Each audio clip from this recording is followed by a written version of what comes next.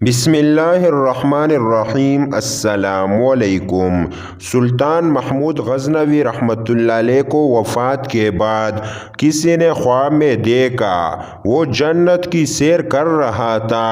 اس نے کہا، بھائی آپ تو دنیا کی بادشاہ تھے اور آخرت میں بادشاہوں کا بڑا برا حال ہوتا ہے، ان کا تو لمبا چوڑا حساب و کتاب ہوتا ہے اور آپ کو میں جنت میں دیکھ رہا ہوں۔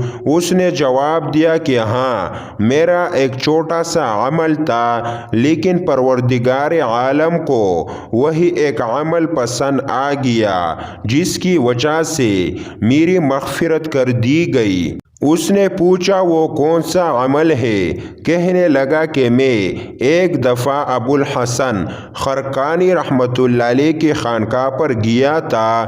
وہاں لوگ جھاڑو دے رہے تھے جس کی وجہ سے مٹی اڑ رہی تھی۔ میں نے اس مٹی میں سے گزرتے ہوئے اس مٹی کو اس نیت سے چہرے پر مل لیا تھا کہ اللہ والوں کے کپڑے اور بستروں کی مٹی ہے، اس لیے اللہ تعالیٰ نے مجھے فرمایا کہ تو نے میرے راستے میں نکلنے والے درویشوں کی مٹی کے قدر کی، اس لیے اس کی برکت سے تیرے چہرے کو جہنم کی آگ سے بری فرما دیتے ہیں۔ حضرت موسیٰ علیہ السلام کے مقابلے میں 70,000 جادوگر تھے۔ اللہ تعالیٰ نے ان کو ایمان لانے کی توفیق عطا کر دی۔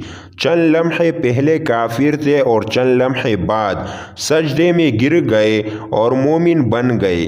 کیا وجہ تھی؟ اس کی وجہ یہ تھی کہ ان کے اندر ادب تھا۔ ایک تو وقت کے نبی علیہ السلام کے ساتھ مشابہت تھی اور دوسری وجہ کتابوں میں لکھا ہے کہ مقابلے سے پہلے انہوں نے آپس میں مشورہ کیا تھا کہ کیا کرے۔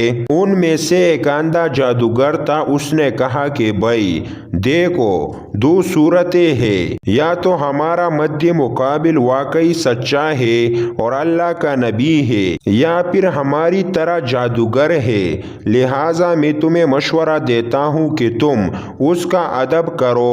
اگر ادب کریں گے اور وہ جادوگر ہوا اور ہم غالب آ گئے تو ہمیں نقصان کوئی نہیں، اور اگر وہ ہم پر غالب آ گیا تو ہم نے چونکہ اس کا ادب کیا ہوگا، اس لیے اس کا ادب ہمارے لیے فائدہ اور نفع کا سبب بن جائے گا۔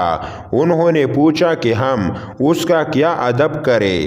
اس اندھے نے مشورہ دیا کہ اللہ تعالیٰ نے اس کے باطن میں روشنی دے دی ہوگی۔ اس نے کہا کہ ادب یہ ہے کہ تم مقابلہ کرنے سے پوچھ لینا کہ جناب آپ پہلے ڈالنا چاہتے ہیں اپنی کسی چیز کو یا ہم ڈال کر دکھائیں۔